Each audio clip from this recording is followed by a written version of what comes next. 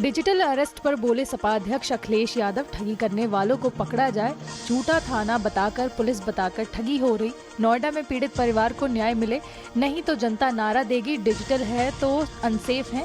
क्या सरकार के पास आरोपी की केवाईसी नहीं है? अपराधियों को क्या केवाईसी की छूट मिली है?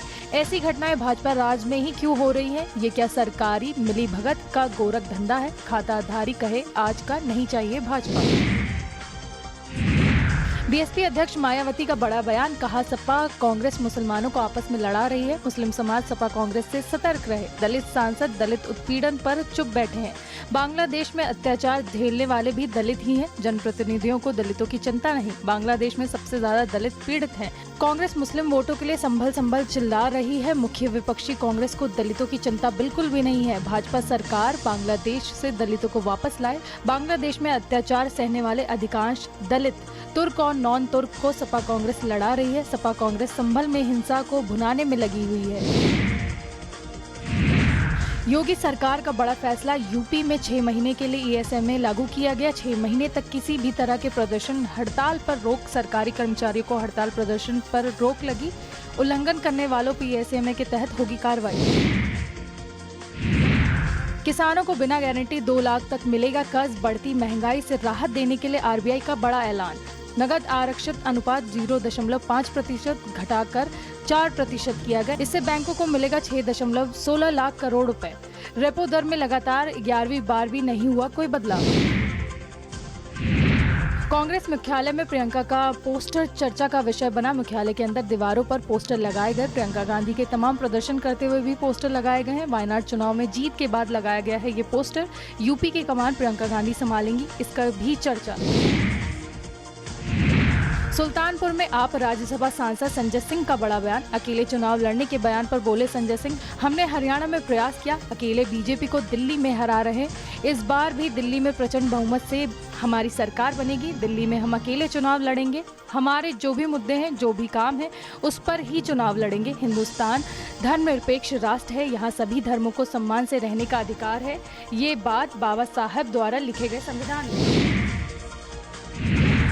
प्लेसेस ऑफ वर्शिप एक्ट मामले में 12 को होगी सुनवाई। एक्ट की संवैधानिक वैधता को चुनौती देने का मामला सुप्रीम कोर्ट 12 दिसंबर को 3:30 बजे करेगी सुनवाई। सीजेआई की अध्यक्षता वाली 3 जजों की बेंच सुनवाई करेगी। बेंच में जस्टिस संजय कुमार, जस्टिस केवी विश्वनाथन होंगे।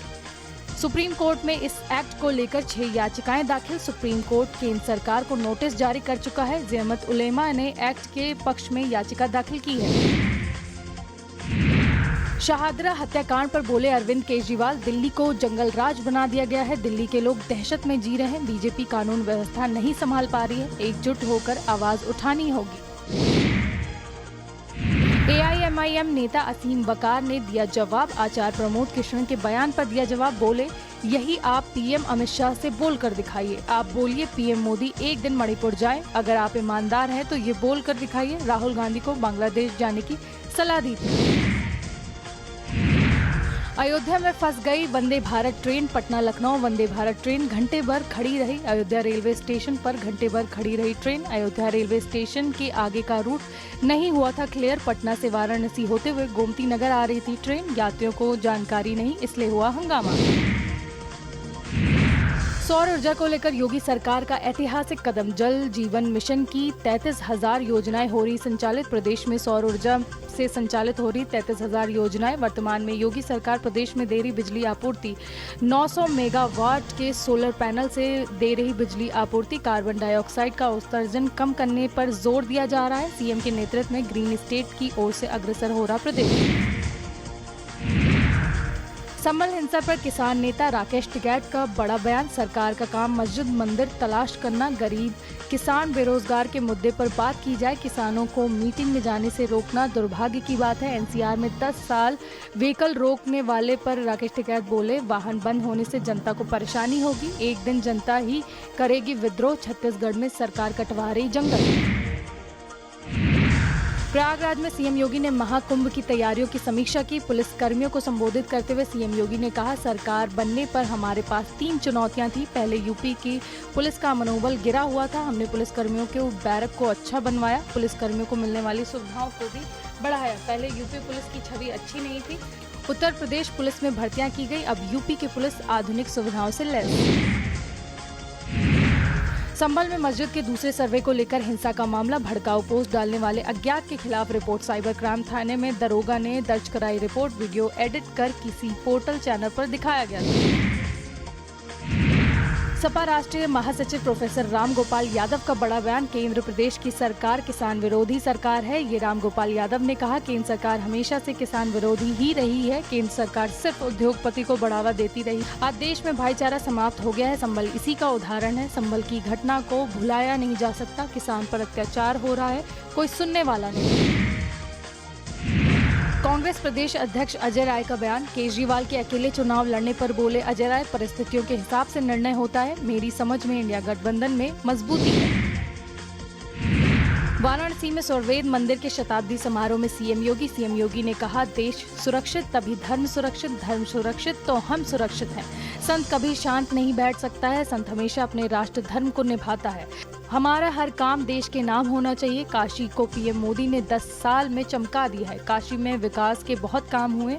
यूपी पीएम के मार्गदर्शन से लगातार आगे बढ़ रहा है।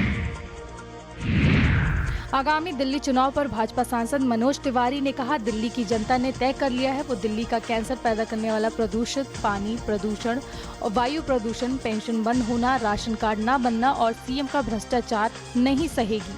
5 साल में भाजपा दिल्ली की जनता को हर आधुनिक सुविधाओं से सुनिश्चित करके देगी।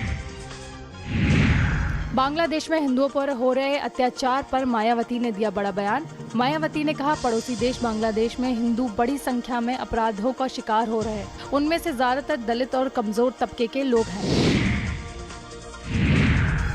आरएलडी के राष्ट्रीय अध्यक्ष जयंत चौधरी पहुंचे बिजनौर। संसद में मिली नोटों की गड्डी पर बोले जयंत चौधरी, संसद में मिले नोट की जांच चल रही है। संसद में मिले नोट कोई बड़ी रकम नहीं है।